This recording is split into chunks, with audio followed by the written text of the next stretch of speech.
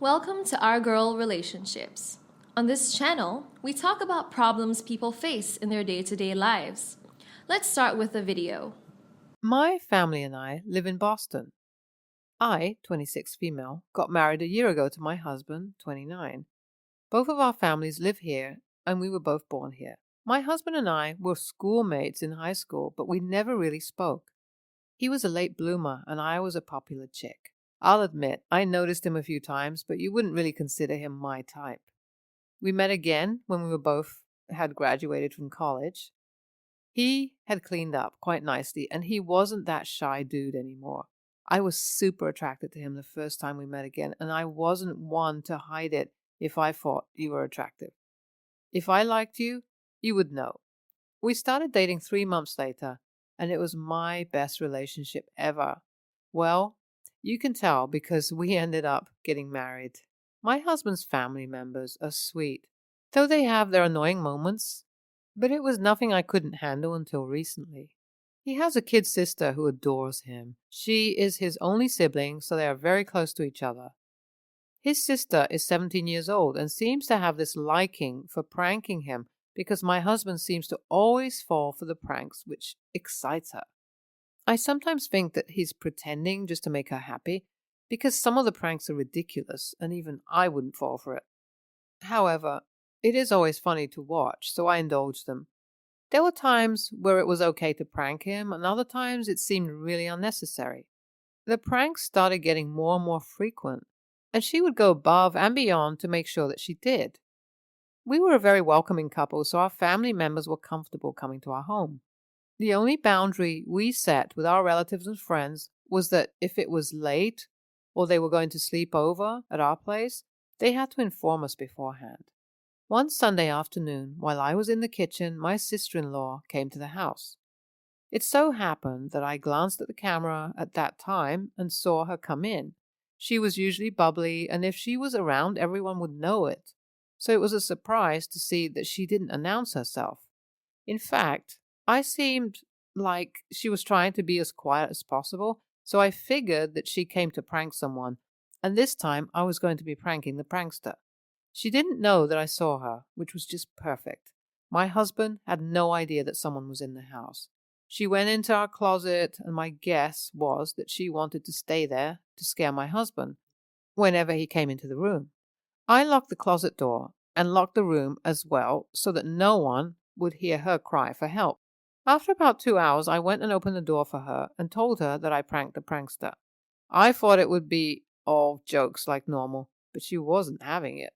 I told her, play stupid games, win stupid prizes. She started screaming at me for locking her in the room. She said that she didn't have her phone and was getting anxious, so she couldn't call anyone, which made her scared. She was angry at me for putting her through a traumatic experience because I had no right to do that. I didn't think it was a big deal because our closet wasn't small, so it's not like I left her in the place without air. I didn't know that she wasn't with her phone, though, but it wouldn't be the first time that she wasn't with her phone for 2 hours. I didn't get what the fuss was all about, because what I did to her is something that she can do as well. I apologized, since she didn't like it, but she ignored me and walked away to look for my husband. She was crying at this time, I guess for dramatic effect, so my husband would feel really bad for her.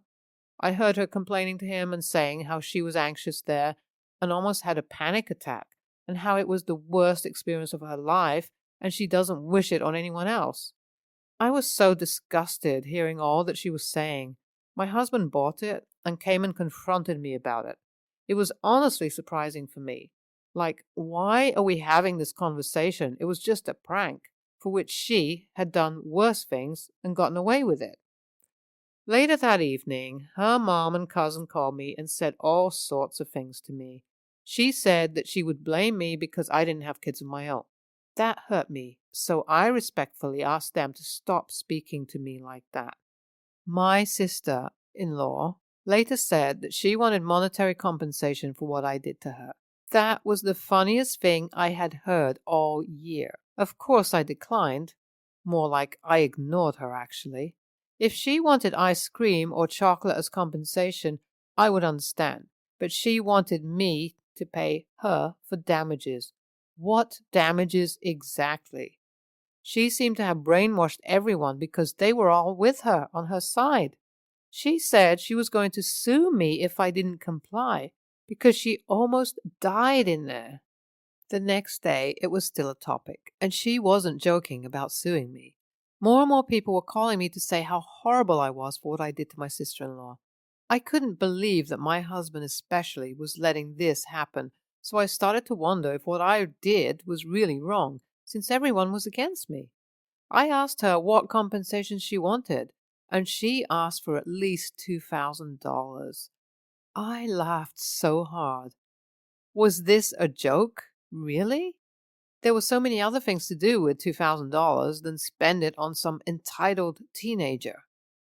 Later that evening, my husband told me that they were already making plans to sue me because I almost killed his sister, and if I didn't want to go to court, then I should pay what sister-in-law is asking for.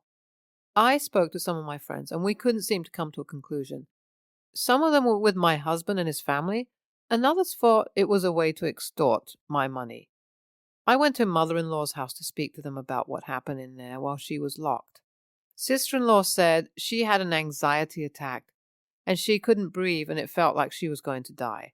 I apologized for what I did and asked if we could handle it like family, but she refused and said the only way we could handle it as family, instead of in the courtroom, is if I gave her the $2,000 as compensation, and nothing was going to change her mind. She said that if I came to the house to try to persuade her to not take any actions against me at all, then I would have wasted my time. Truthfully, I had $2,000 that I could give to her, but I was saving it up for something that was really important to my husband and I. He didn't know I was doing that because I wanted to surprise him with it for our anniversary next month. I decided that since my husband wouldn't even protect me from his family, then there was no need trying to save up the money. I sent the money to her, and that was it. Our relationship would not be the same again. I honestly didn't mean any harm by locking her in the closet, though she has done worse things. I don't think our relationship as a family would go back to the way it was. I haven't really spoken to my husband since the incident, except about how unhappy he was with me for doing what I did to his sister, and how they were serious about suing me if I didn't comply. My husband and I haven't made up since the incident. I feel weird. I don't think I can speak to him the way we used to anymore. I don't feel safe around him, and I don't think that he would have my back if anything came up. I am questioning my trust for him. He has tried to reach out to me by making silly jokes to make me smile and lighten the atmosphere, but there is nothing happy about our atmosphere. He encouraged his family to do whatever they wanted with me, and even supported me paying the complete $2,000 that his sister asked for. What did a 17-year-old need that for? I wouldn't be surprised if one of the adults around her made her ask for that much money. I have let the money go, but it has left me questioning my marriage. My relationship with my husband's family hasn't been the same. No one has come to visit us, and I refuse to go to any of their houses either. I wonder if they thought about how this would have impacted our relationship. They probably did, but cared more about the money. I've been thinking about what the next step for me is. I accepted that maybe I was the AH for letting her stay there for 2 hours. I guess part of me wanted to teach her a lesson, as well all the crazy pranks that she pulled over the months. I could have let her stay for less than 20 minutes, but I stretched it to 2 hours. But it still baffles me the way the whole family came at me like I was a stranger. I thought we were all family and we treated each other as family. As far as I was concerned, they didn't treat me like family. A lot of them said very mean things to me, and the worst were comments about me not having my own children, so I couldn't understand. I cried a lot during those times, and my husband wasn't there for me. I felt like an outcast, so I guess the decision I have to make is whether to remain an outcast or forgive them. YTA, how could you lock anyone in a place for 2 hours? You went too far, even if you wanted to teach her a lesson. NTA, she couldn't take what she was dishing out. If she always pranked people, then she should have been able to take a prank as well, no matter how it affected her. NTA, your husband is not worth it. Even if you made a mistake, he was supposed to shield you from his family and not join them to pressure you. Next story. I, 32 female, grew up in an abusive household. I don't know if I can call it abuse. It was more subtle.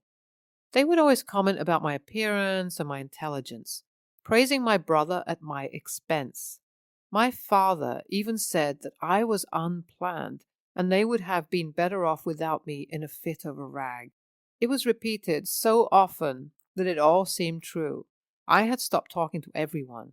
It was so bad that a new girl in class thought I was mute for almost 2 months. But I still question if I was to blame for my own condition. I, fortunately, had this amazing senior in school.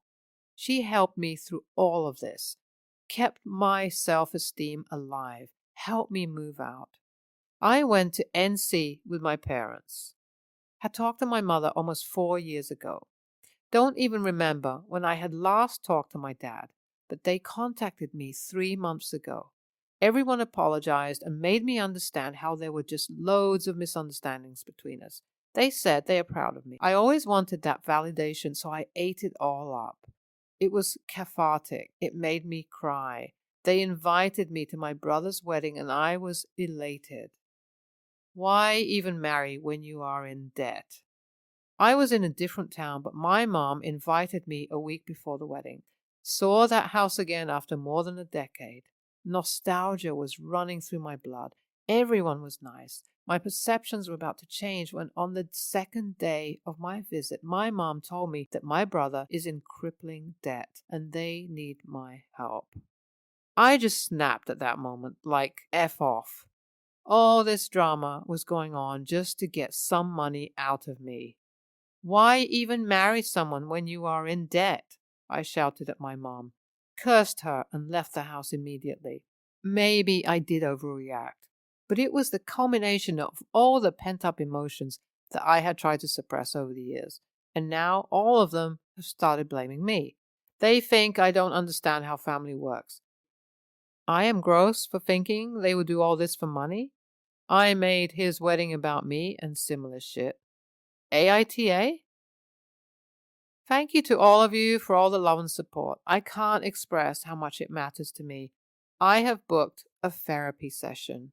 NTA, the timing of this reunion was not a coincidence.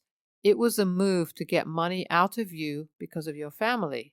You do not owe these people anything, and it is the responsibility of the people getting married to pay for their wedding unless someone offers, which you did not do and are under no obligation to do just because you were offspring of the same parental units as your brother.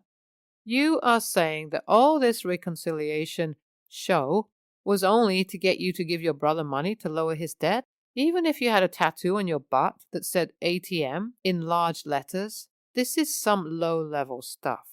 Seriously? If you had that kind of money, I cannot believe they had any way to figure that out other than make decisions based on your lifestyle. NTA.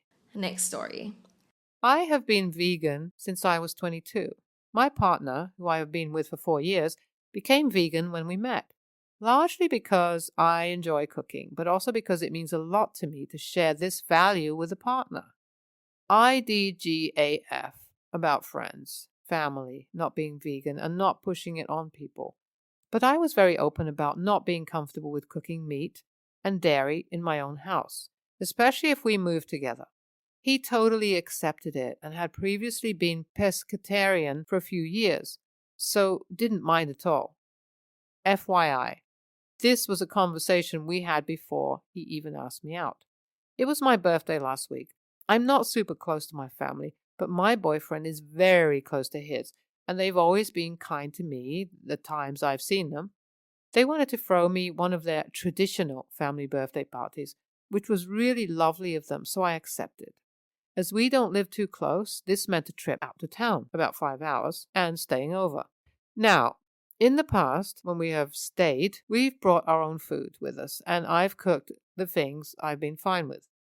I don't expect people to accommodate me, and this is something I will usually do if I expect to be hungry. My friends will still ensure they have some options if I'm around, even just accidentally vegan snacks. And my family have always been careful to get me food that suits me. It's really kind of them to always think of me. This being said, I am the same. I have a friend with a wheat allergy, and I always make sure I buy wheat-free options where needed if they're coming to my house, because I invited them and it's polite to accommodate a guest. This time, my mother-in-law said she would take care of everything, and I was happy to let her. Maybe it was stupid. AITA? But I assumed that as it was my birthday party, she was organizing, she would have something I could eat there.